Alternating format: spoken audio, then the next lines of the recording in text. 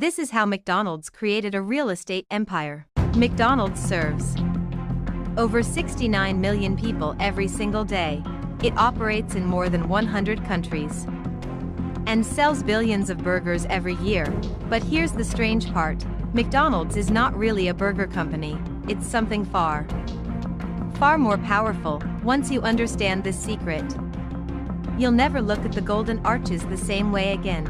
Back in 1940, two brothers, Richard and Maurice McDonald, opened a small restaurant in California. They focused on speed, no waitresses, no large menu, just burgers, fries, and shakes. It was revolutionary. Their speedy service system changed fast food forever, but the brothers were thinking small. Then one man saw something much bigger. That man was Ray Kroc. Ray Kroc was struggling milkshake machine salesman. When he is at McDonald's, selling used volumes, he was shocked. He believed this system could work across America, so he convinced the brothers to let him franchise the brand. At first, expansion was slow. Franchise owners were inconsistent. Quality varied, money was not flowing the way Kroc expected. And that's when he discovered the real business model. Here's the part most people don't know. McDonald's doesn't just sell burgers, it buys land. And someone opens some McDonald's franchise. The company often purchases the land and building, then rents it to the franchise owner. This means McDonald's makes money even if the store struggles. It collects friends. It controls locations.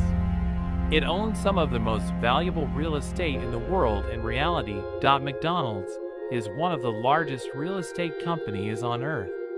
The burgers? They are just engines. But massive power comes with controversy.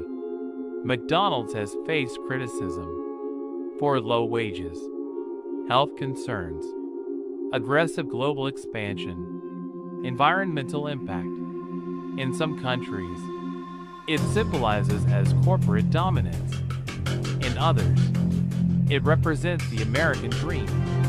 Behind the smiling clone and the Happy Meals is $1 billion empire built on strategy, control, and property ownership. The real lesson is not about burgers. While everyone focused on selling food, Ray Kroc focused on England. While others built restaurants, he built an empire. And that strategy turned a small burger stand into one of the most powerful corporations in history.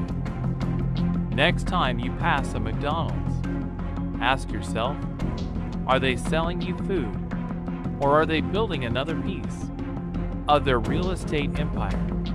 Because sometimes a product you see is not the real product at all. If you loved my content, subscribe for more. The second part is how Netflix bankrupted Blockbuster. Imagine owning 9,000 stores worldwide, making billions every year, and then rejecting a small company for just $50 million. That mistake completely destroyed the business. This is the story of how Netflix killed Blockbuster LLC. In the 1990s, Blockbuster was unstoppable. Every weekend, families visited Blockbuster stores to rent movies. At its peak, over 9,000 stores, millions of customers, massive profits from late fees. Blockbuster believed physical stores were forever. But technology was quietly changing everything. In 1997, two entrepreneurs launched Netflix. Instead of stores, they mailed DVDs directly to customers' homes. No late fees, no driving, no stress. At first, nobody took them seriously. Even Blockbuster laughed at the idea. In 2000, Netflix founders visited Blockbuster headquarters. They offered to sell Netflix for $50 million. Blockbuster executives rejected the deal. They thought Netflix would fail. That decision became one of the biggest business mistakes in history. Netflix introduced subscriptions. Customers could watch unlimited movies without late fees. Meanwhile, Blockbuster still depended on penalties. Customers slowly switched. Then came streaming. Netflix moved online before anyone else. Blockbuster reacted too late.